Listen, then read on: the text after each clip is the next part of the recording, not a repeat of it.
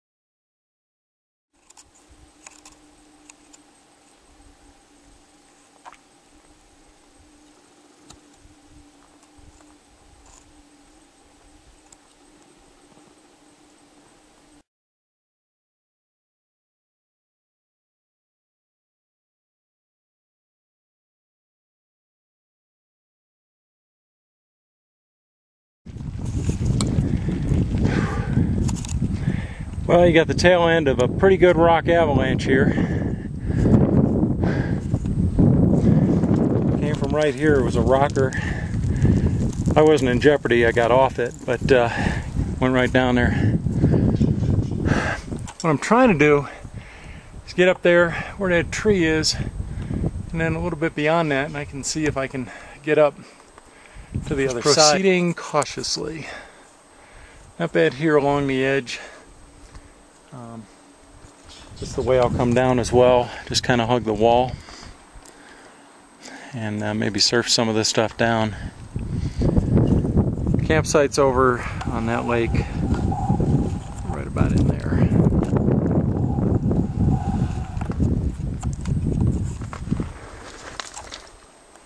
Alright, I'm up at that tree now. And trying to decide whether to proceed up along the wall or go up to that bush, then up around the left. Pretty easy travel here. There's little handrails here. Kind of hold on to some good footing for the most part.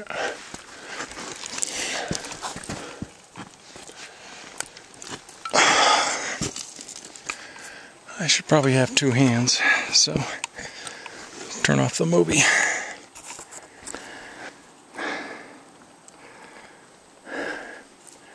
I'll take this ledge up and around. I don't know whether to go left there, up there, or look to the right.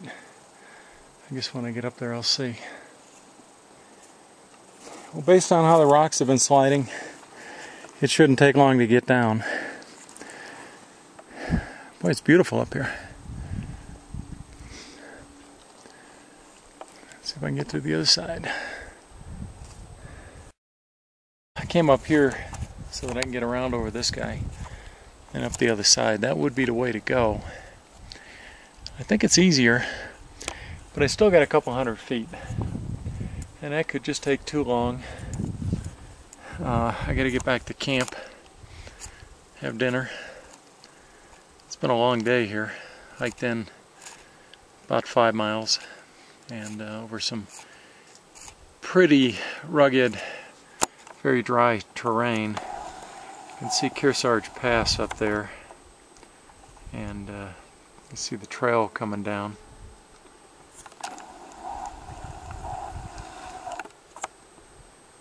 I'll look at my pictures I took from up there and see this chute.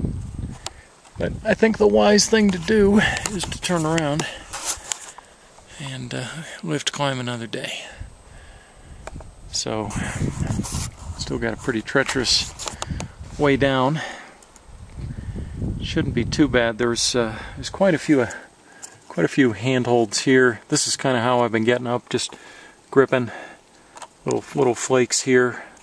Like here, you can kind of get your fingers behind. And yeah, here's a good piece. So that's kind of how I've been working my way up, hugging the wall and staying out of the main debris field. At least I got something to hold on to if the ground gives way. So I'm gonna sign off for now and probably finish the movie when I'm a couple hundred feet down.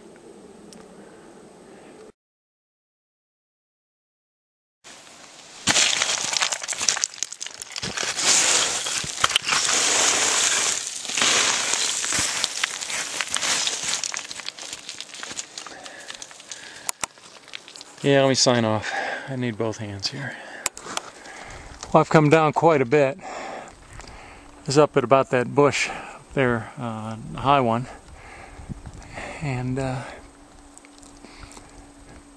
so kind of working my way around here. Didn't take too long to get down here.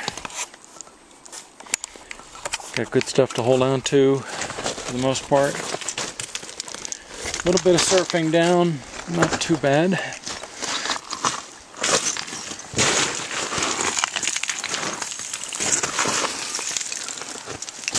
Helps having long legs. Alright, I'm in a mess here. Well, I'm back on much less hazardous terrain here. The runout's not so bad. This is actually pretty easy to go down altitude real quick.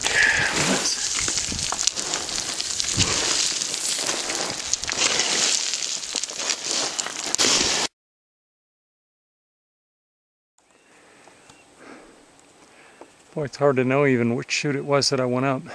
Basically, along the line of that tree, that chute right there, went up pretty high. Didn't take that long to get down. It really only took about 25 minutes. And I'm down here. We're actually just around the corner, so I'll be back at camp in just a few minutes. 6:15. Trying to get back by 6. I wouldn't have had time to get up there and get down.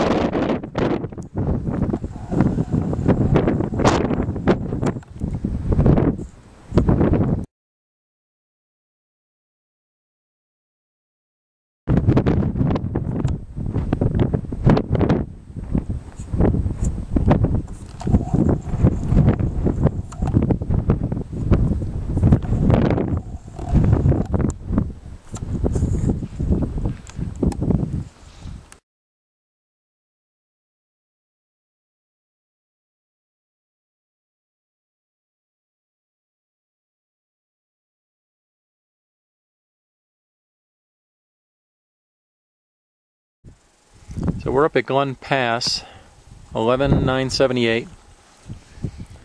The trail goes down this way, a lot of switchbacks,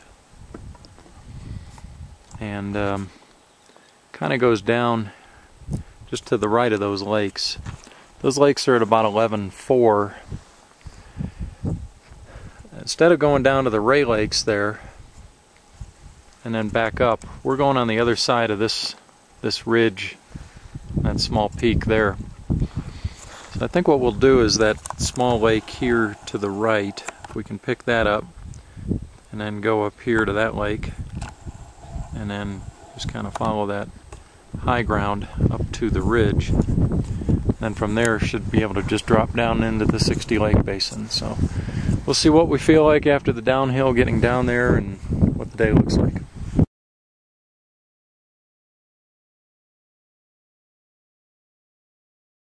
Now we're up at Rae Col,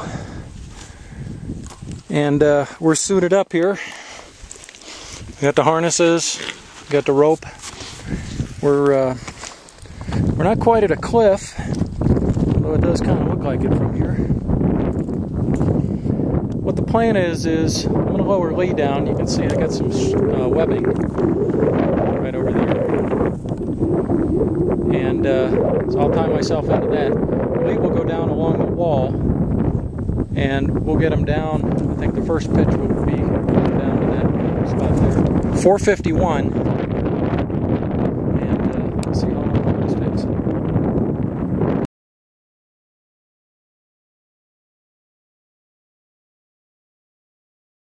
Okay, we're done with the belay. Took about 20 minutes. 100 foot actually. He was right at the end of the 100-foot length I had, and on a single line. So Lee's going to see what he can do on his own right now for a little while, and I'm trying to figure out whether I should rappel or just go. Might just try and down climb it.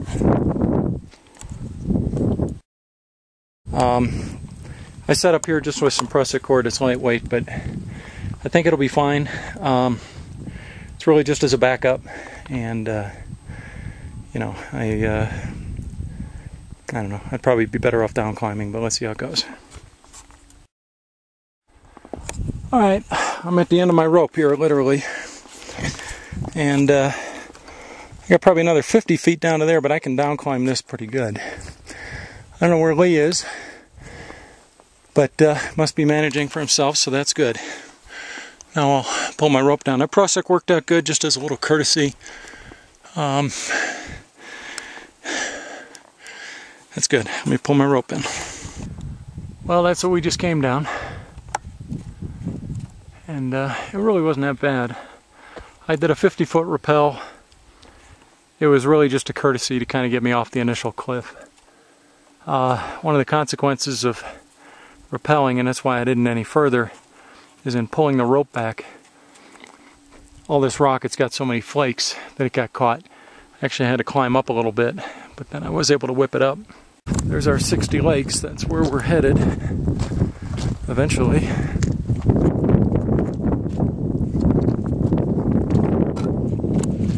don't know what it looks like over here. Lee's been down here for a while. Hopefully he's scouted and determined whether we can make it or not. You can see Fin Dome.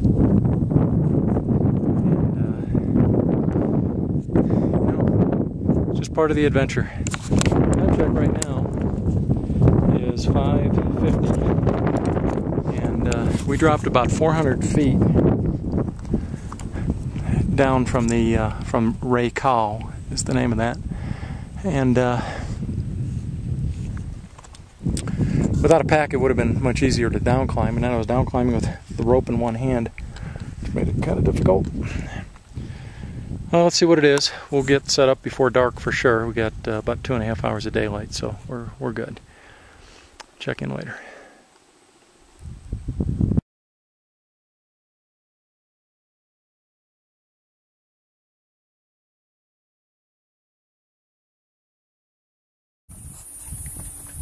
Well, we're at the 60 Lake Basin. Got here late last night, a few minutes after 8. And we're kind of best we can tell, I think we're pretty much right on the map where we figured that we would camp at. We selected this spot because it was here and we were here and it was getting dark and we were tired. But it's a good spot. We've got Cotter right here. Gardner would be up where that snow is. That's the pass into the Gardner Basin. And over here we have Clarence King.